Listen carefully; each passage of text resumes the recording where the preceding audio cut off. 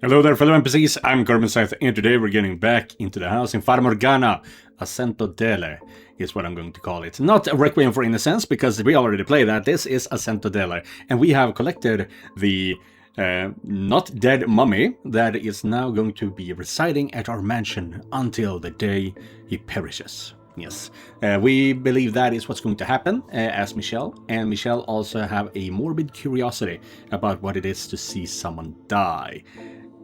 Not because he is morbid character, but because, hey, I don't get to experience a whole lot of stuff, so this could be interesting to see, you know? And I kind of get it.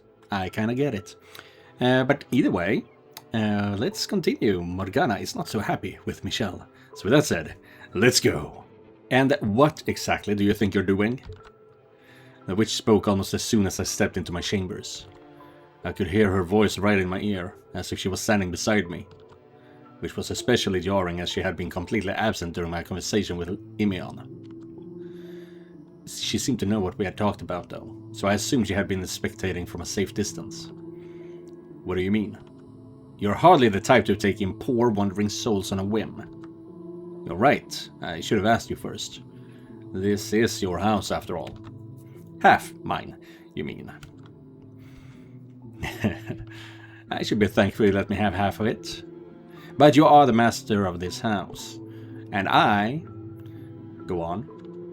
I was never master. So I have no say in who you choose to let stay here. But you will heckle me about it. Of course. I need my entertainment too. So, what are you going to do about, whatever his name was? Imeon. Right, that. I was hoping he would chase that dreadful thing out. He says he has business with you. Oh, does he now? So you weren't listening in on the whole thing? I'd be more than happy to hover over you every waking moment if that's what you prefer. I'd rather you didn't. As you can see, I respect your personal space. It wouldn't hurt you to show a bit of gratitude sometimes. So, what does that man want with me? Not a clue. All he said is he wanted to ask the witch a favor. A favor. Indeed. What a farce. I agree. He would never grant the wish of a... No, not that. That you happily passed on a stranger's request, but we vehemently refused to make your own of me. The offer still stands, my dear.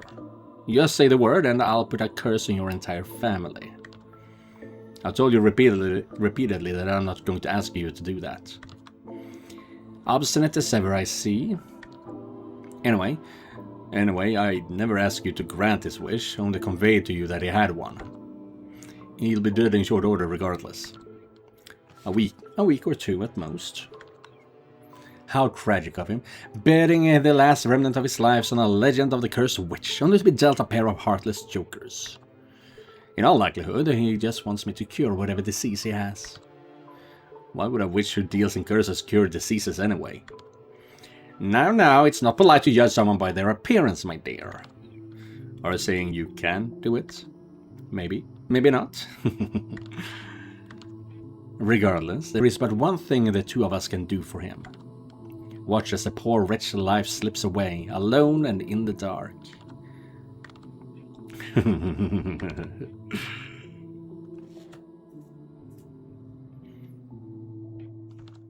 Ugh. Christ, this is hell. He shouldn't be this exhausted he has to walk down the hall. I'd sure love to get a little more light in here. Might make moving around easier. Nah, this is fine. No light means I don't have to worry about how monstrous I look. This face is like a curse in itself. Okay, so the only place I haven't seen yet are this room and Michelle's room. And he made it very clear he didn't want me anywhere near his room, so... in practice, that makes this the last one. Here goes. Damn. A huge stained glass window sat on the back of the chamber. The archangel within casted a faint light across the room. The light almost burned my eyes, which were still acclimated to the darkness. It felt almost like I was in the presence of an actual divine being, So we got a guy named after an angel, and a stained glass window of an archangel. Whoever called this place cursed didn't look very hard, I guess. This is closer to a damn temple, if anything. As I approached the source of the light, and the shape of the room came into view. Rows of pews, a pulpit, and a cross. Looked like I was right on the money. I was in a chapel. Or the remains of one, anyway. And the wooden pews had rotted to the point of uselessness, and the floor was peeling all over the place. It was like an abandoned shrine to a saint, hidden away in the dark corners of the mansion. Fascinating. The worst of it had been mended, but you can still see marks on the wall where it looks like it's been struck with a sword or something.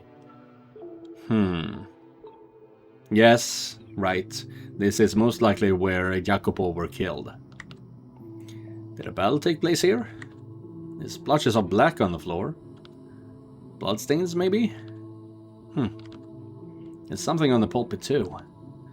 Ah, my mask. I figured he threw it out. So Michel isn't all cold and heartless after all. Or maybe he just didn't feel like going outside. Who knows? Either way, I'll happily take it back. He's already seen my face, so it doesn't change much. But I feel better covering it up either way. My disease was highly stigmatized and said to be just as infectious. Not only was it obvious from my appearance, I was also required to carry around a bell to alert others to my presence.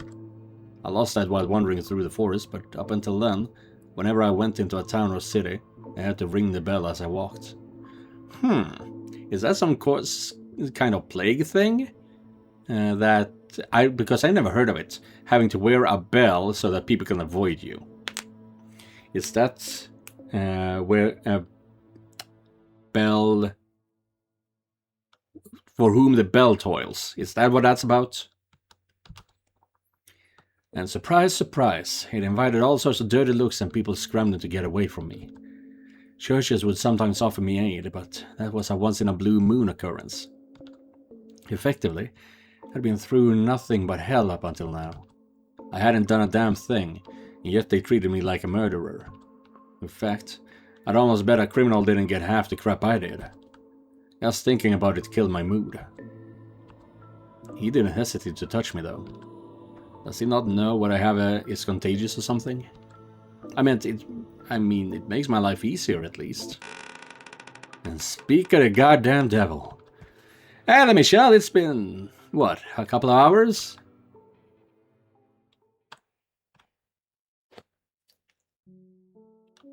Oh, I recognize you. It's been a long... What the hell? No. It's been a long time since I saw this guy. I knew there would be an additional character, but I did not remember.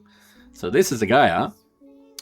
That mask is under the bandages, I guess. What the hell is this black otherwise? I found Imian in the chapel. Yeah, I put his mask back on, despite the fact that I had already seen what it had. I couldn't imagine whatever he gained from wearing it was worth the obstructed vision, but surely he had his reasons. One hell of an impressive window you got here. I had a pretty good guess at where he was going with that train of thought, and I was entirely disinterested in humoring it. He would start off with something about how beautiful and awe-inspiring it was, mention the Archangel, then try to lead into, "You can make a freaking fortune of this!" I beg your pardon? Glass doesn't come cheap, especially not the colored stuff.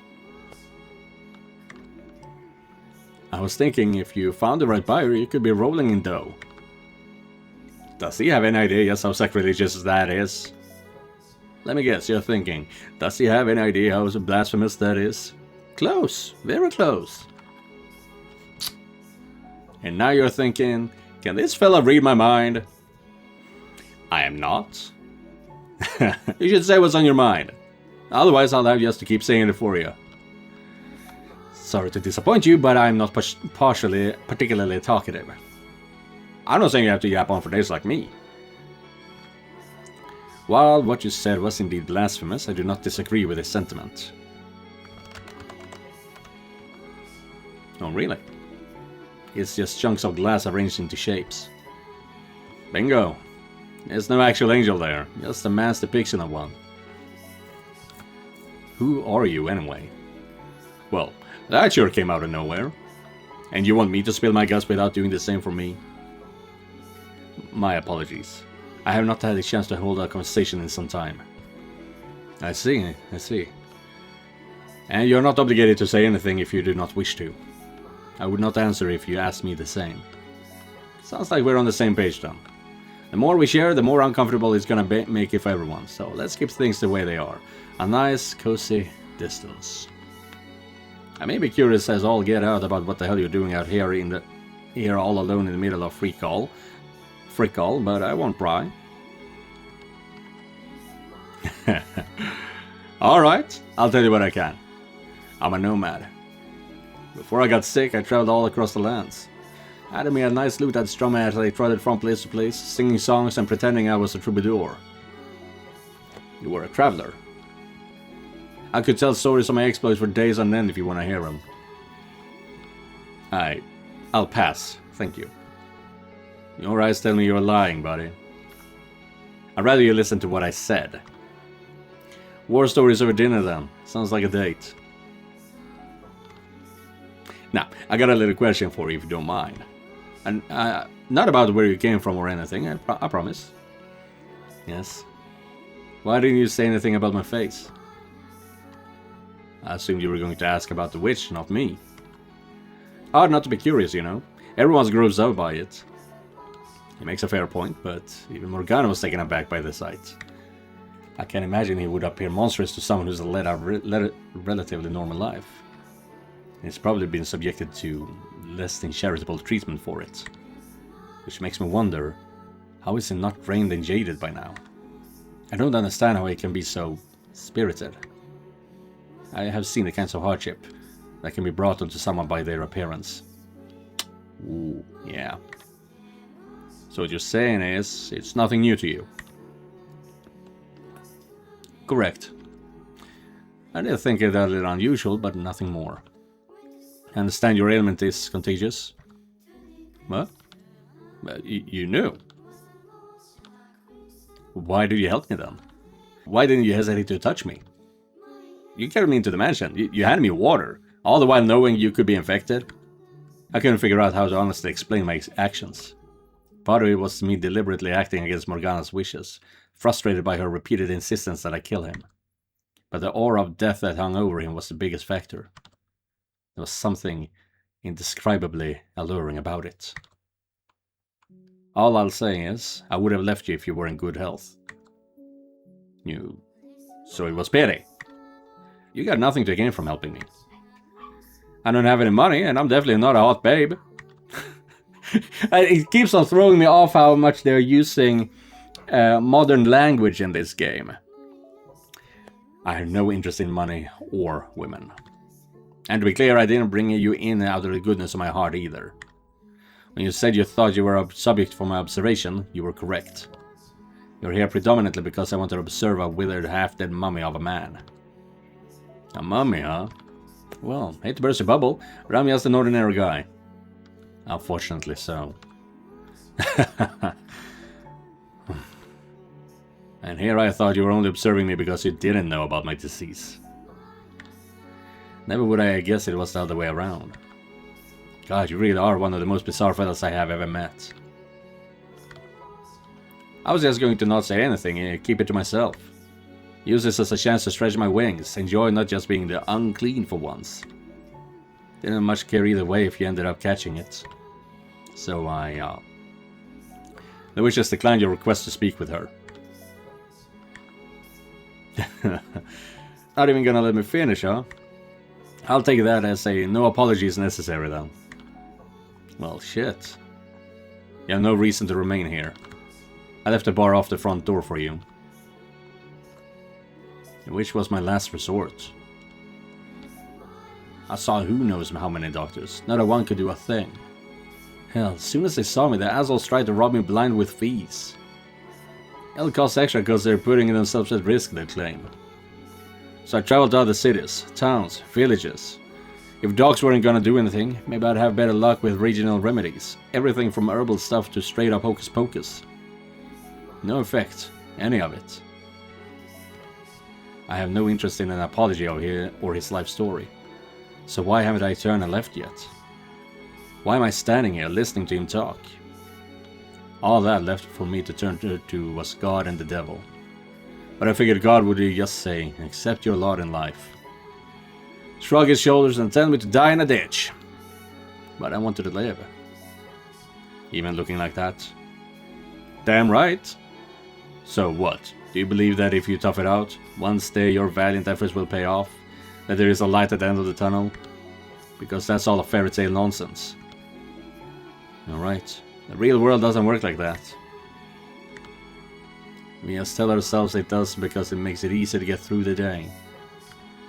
But the fact of it is, life's a big old swamp and no one gets to, and no one's got a map. One wrong step and it swallows you whole, like a game designed by a goddamn 5-year-old. The odds are stacked against you, but like hell I'm gonna go down without a fight. I got nothing to show for it yet, which is exactly why I'm not ready to kick the bucket. You never will have anything to show for it either. The desire to make something of your life will only serve to drag you deeper into the depths.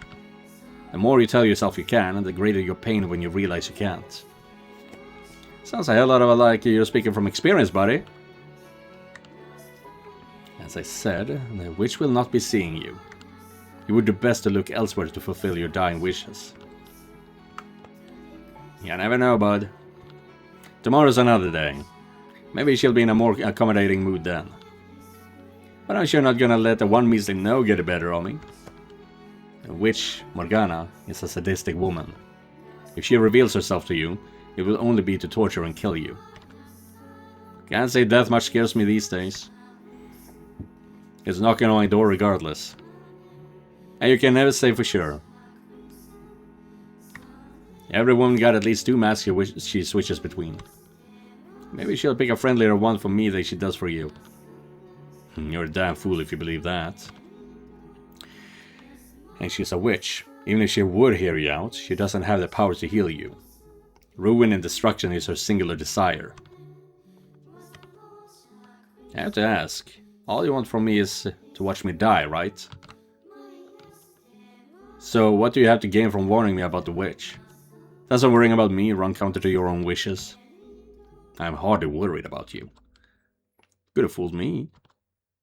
I'm simply making a statement of fact. You would only be wasting your time trying to see the witch. I haven't seen the proof, so I'm not convinced it's as much of a fact as you claim. Which means this conversation is going exactly nowhere. Do as you please. I won't try to chase you out anymore, but don't come crying to me when my words prove true. Much obliged, buddy. That's one less hurdle to trip over on my way to making a huge ass out of myself. I would like you to promise me one thing, though. Sure thing. I'll leave the bar off the front door, so when the time comes, make sure you save enough energy to get yourself outside before you die. I don't want to have to clean up the mess. You're a real treat, buddy. Damn. Michelle got a mean streak going on here. After a little chat, Michelle gave me permission to make use of anything in the mansion. It still came with the condition that I stayed away from his room and didn't pry into his personal life, but that seemed fair enough, considering I didn't want him digging into mine either. In fact, I couldn't have asked for a better arrangement. After so long wandering, with food a constant uncertainty, having a roof over my head and meals at my convenience was heaven on earth. He had dried foods and smoked meats in his cellar, as well as the bread, which, last I checked, didn't store for very long. But he never seemed to leave the house, so I did recall hearing some rumors on my way here. Whispers about a shadowy carriage occasionally seen heading toward the cursed mansion. No one knew for sure what it carried, but there was a general consensus. Offerings to the witch. Fresh sacrifices to keep her appeased. Which was obvious nonsense. No one was sending shipments of virgins to offer to the witch. A basket of bread and other supplies now. Maybe. Rumors have a way of taking on life of their own, but that was so patently absurd I couldn't believe anyone bought it. That still left me with scores of questions though. Who was bringing Michelle the supplies and for what purpose? Why did he never leave? Was he in prison here for some iniquity? But obviously, I had no intention of seeking out the answers. If we spent long enough together, I would probably find out eventually. But I knew damn well I didn't have that kind of time left. What point was there to lifting the curtains on someone else's life when chance was I was going to croak not long after. I had no intention of repeating Pandora's mistake. If I was going to spend my last days here, living with him, I wasn't going to get anywhere near that jar and risk making waves. True. Pandora opened her box, and all the evil was let out into the world. And once she realized that is what was happening, she closed the box, and the only thing that was left was hope, which is also the last thing that is going to leave mankind. I believe that's the story. I couldn't say whether or not that was the best strategy, but regardless, I made it through our first 2 weeks together well enough. And in those 2 weeks, it seemed like the two of us were talking more and more. I was standing before the stained glass window. It had become routine for me to spend a few hours of each far too long day in the mansion's chapel. I wasn't so naive as to think the angel would grant me relief, but I did sort of enjoy being in the presence of something so magnificent and undeniably beyond my reach. It was impressive in the same way as any other massively expensive piece of art. Now that I think about it, I never really appreciated art when I was younger. Couldn't even tell the difference between what was good and bad. Maybe because I was just a kid. Or because there was nothing there to appreciate. Hear me on. Hear me on? Oh, hey, sorry. Lost in my thoughts. Now, but for that, I do recognize that part about not appreciating art when I was younger. When I was in elementary school, I absolutely hated all creative stuff. I was all in for math and things like that. If it can follow certain rules, I am happy. I can find the answer. But art, whether it was music or drawing or writing, I just did not care for it. It was so fucking pointless in my opinion. And now, after about 20 years, 25 years old, I've finally realized that, hey, I fucking love art. Music, novels. I was still appreciating it back then, but I was not appreciating it, you know. I am trying to write my own stories. I am running TTRPGs. Yeah, so I do love the creative aspect nowadays, now that I'm an adult. Oh, hey, sorry. Lost in my thoughts. What's the occasion? You almost never initiate. I need your help with something. Damn, is the sky gonna fall today? So what can I do for you? I'm going to cover up the stained glass window. Damn. You're gonna... What? It seemed, unsurprisingly, that was the last thing he had expected to come out of my mouth. And that incredulity was obvious even in his raspy old man's voice. He's an old man? He could be in his 20s, with that nice hair. I could easily imagine that expression he might be making beneath the mask, if it had a face left to make it with. Would asking for a reason count as prying? No particular reason. I simply disliked the sight of it. Well, that's a damn shame. I'd rather enjoy my time with it. I seem to recall you saying it was nothing more than colored glass. In a spiritual sense, sure, but do I look like I'm praying to it? No, I'm admiring the craftsmanship. It's one hell of a piece. I see. Though I pretty much got the thing memorized by now, so sure, let me give you a hand. Thank you. Follow me. I gave him a quick glance and started off down the hall.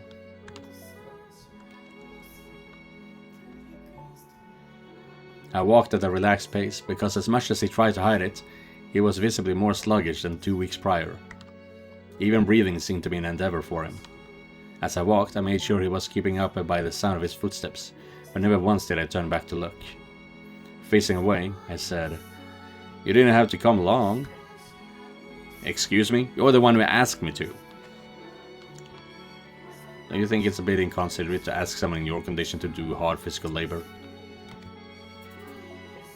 No one with any common decency would do that. Well, I guess that puts me in the clear. I'm just joking, don't bite my head off. I didn't say anything. I wouldn't say I think it's inconsiderate personally. In fact, I really appreciate you not giving me special treatment of any kind. You don't go easy on me because I'm sick, and you don't put me through the ringer for it either. I prefer it that way, us both on the level ground. If you say so.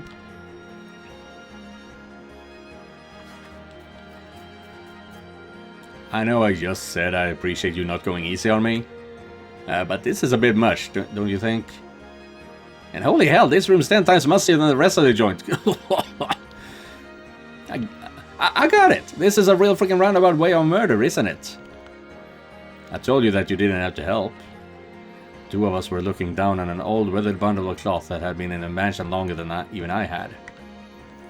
It was a single piece, large enough to cover the entire stained glass window, and thick enough to block out its light.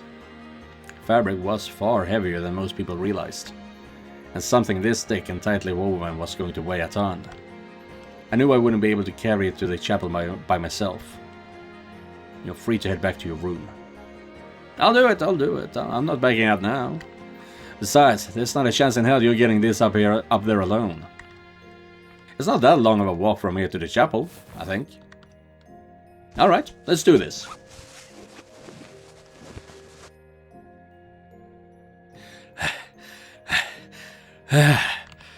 Hold up, I need a breather.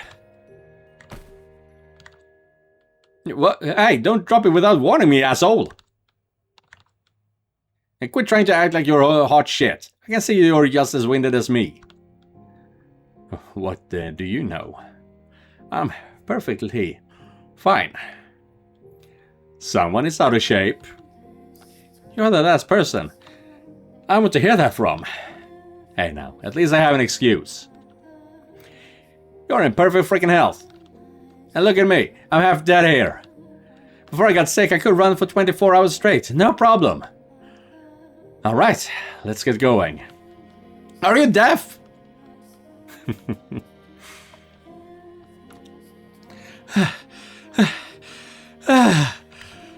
Finally, we made it. I seriously thought I would die before we got here. That's one for the gravestone. Die carrying a bundle of fabric. And this heavy breathing is actually getting me lightheaded, for fuck's sake. That's been happening a few times when I've been playing this game. The heavy breathing, the quick and out, yes, it makes me lightheaded. That's why you need to blow into paper bag, because you need to get that oxygen that you are forcefully blowing out back into the system again. Not trying to hide it anymore, are you? Not a word. Oh god, I'm having a hiccup. Where is this coming from? And please don't cough and laugh at the same time. It's disturbing. I don't know. It's freaking hilarious. What is? You don't think this is the funniest damn thing in the world? Grown-ass man carrying a giant sheep through the dark, grinding themselves to the bone so they don't have to look at a pretty stained glass window. Like, for real? Are you hearing that? It's the stupidest thing. I cannot say I find it amusing myself. Well, you're lost, buddy. Let's finish this up then, shall we? Assuming the pulpit isn't nailed down, so we can use that to get some height. Seems to be enjoying himself. I can't imagine enjoying much of anything in that kind of condition. I'm not sure if I'll ever understand him. The way he's being so upbeat, it's kind of bringing me down. Why should him acting cheerful have any effect on me? I buried that emotion long ago. What are you doing here exactly? Huh? Haven't we been over this? I want to ask the witch. You're no fool. I don't need to tell you that the witch isn't real.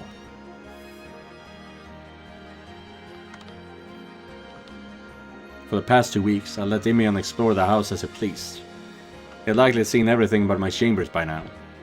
It should have been obvious there was no third person living here. I was the only one who could hear the witch's voice. I was the only one who could feel her presence. All the servants my family had sent over the years were proof of that.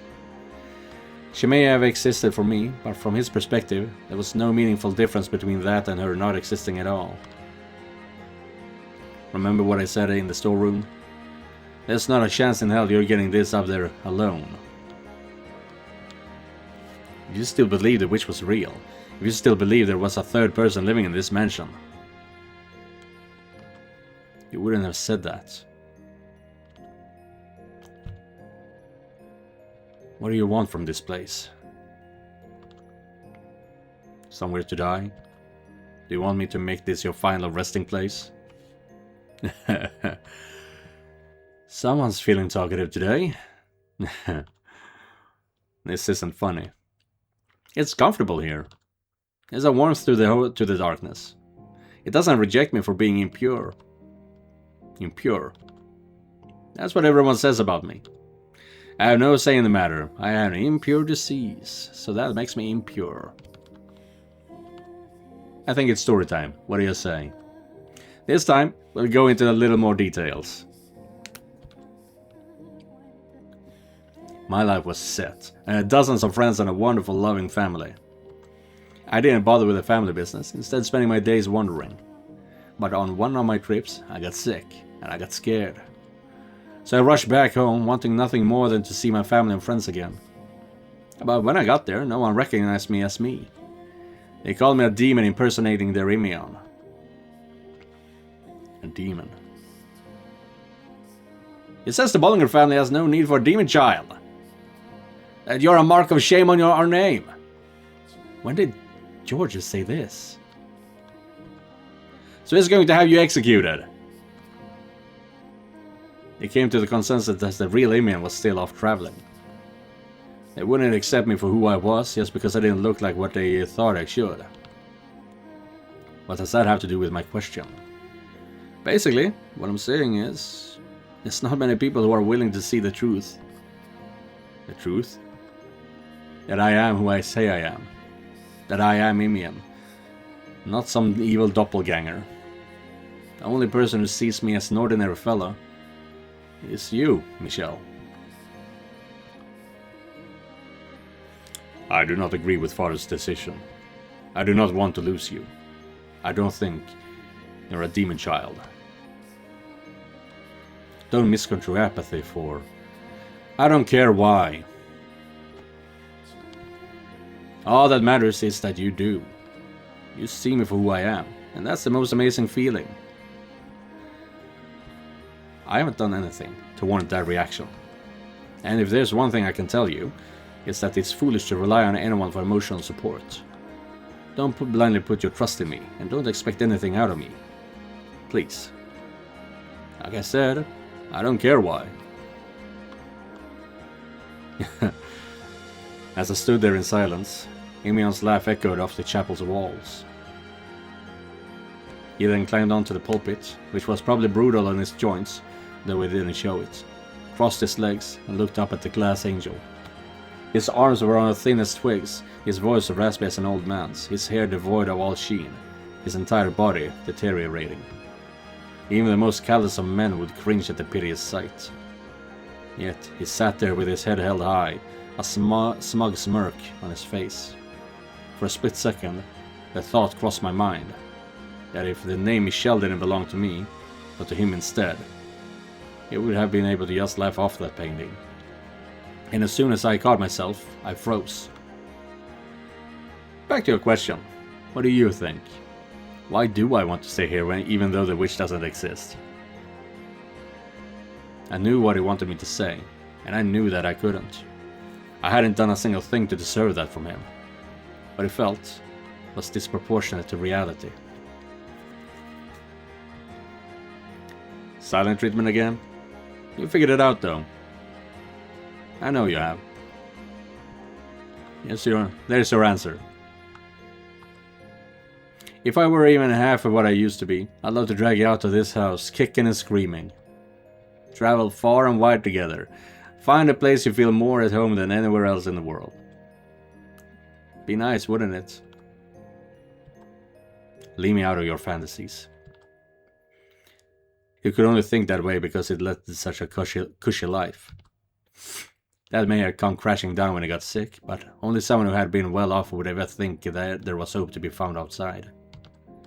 And on top of that, he was simple and honest enough to admit it. I'm just jealous of him. That's all this is. Take a seat up here on the pulpit with me. Feels like you're shoving your ass right in God's face. I wish I'd tried it sooner. It's freaking incredible. It really is. Is he gonna fall off and die? I guess not. Between the two of us, that will actually be the end of today's video. Yeah, it's not much left now until Emeon perishes before he dies. But this is the kind of story where we're going to be hanging on to his last words. So I am very curious about to know what his last sentence is going to be. Because whatever it is, it's something that's going to live on with Michel for the rest of his life, essentially. So yeah, that's it for today's video. So thank you guys for watching, and an extra thank you to all the members of this channel. Don't forget to like and subscribe, and I'll be seeing you guys in the next one. Goodbye everyone.